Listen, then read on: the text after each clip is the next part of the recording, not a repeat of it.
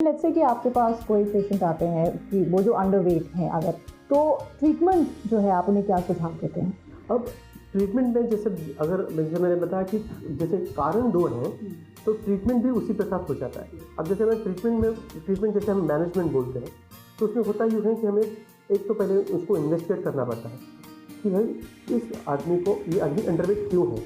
एक वो है इसमें बीमारी की वजह से, और दूसरा है कि सिर्फ खाना डाइट जो है वो कम खाने की वजह से बहुत दिन, तो उसकी वजह से लोग अंडरवेट हो जाते हैं।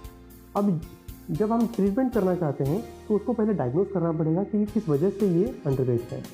अब जब हम ढूंढते हैं कारण, तो उसमें हमें बहुत बार पता चलता है कि कुछ डिजीज़ हैं, जैसे डिजीज़ हैं, जैसे स्मोकिंग है। फॉर एग्जाम्पल स्मोकिंग की वजह से खांसी है।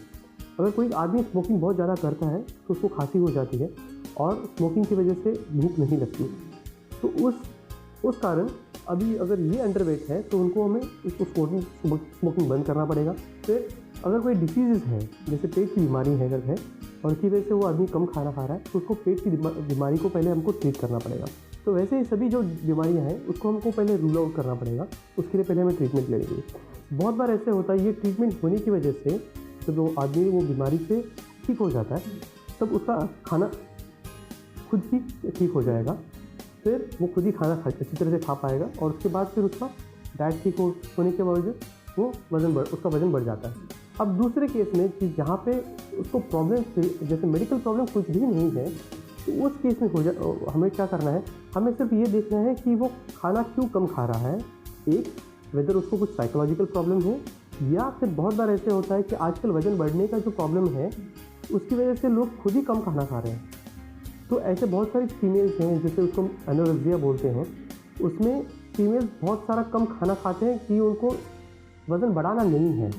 तो उस केस में वो सब मेंटली प्रॉब्लम है, तो इस मेंटली ये कुछ साइकोलॉजिकल इश्यूज़ हैं, तो उस केस को हमें ट्रीट करना पड़ेगा। तो उसको हम साइकियाट्रिस्ट या साइकोलॉजिस्ट को कंसल्ट करने के बाद फिर उनको जो फोबिया है वज़न का, उसको पहले ट्रीट करना पड़ेगा। उसके बाद फिर हम उसको डाइट उसकी तरह प्रिस्क्राइब करते हैं।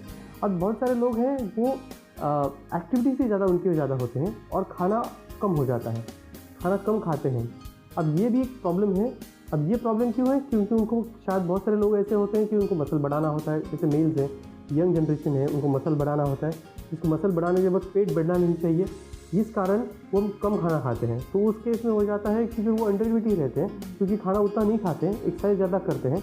अब मेरे पास तो काफ़ी सारे ऐसे लोग हैं कि वो ऑफिस के लिए भी साइकिल से चले जाते हैं, और काफ़ी सालों से ऑफिस के लिए साइकिल चले जाते हैं। तो साइकिल बहुत देर तक साइकिलिंग करने के बाद एनर्जी बहुत ज़्यादा स्पेंड होती है, एनर्जी ज़्यादा लेते नहीं है, तो फिर अंडरवेट हो जाते हैं।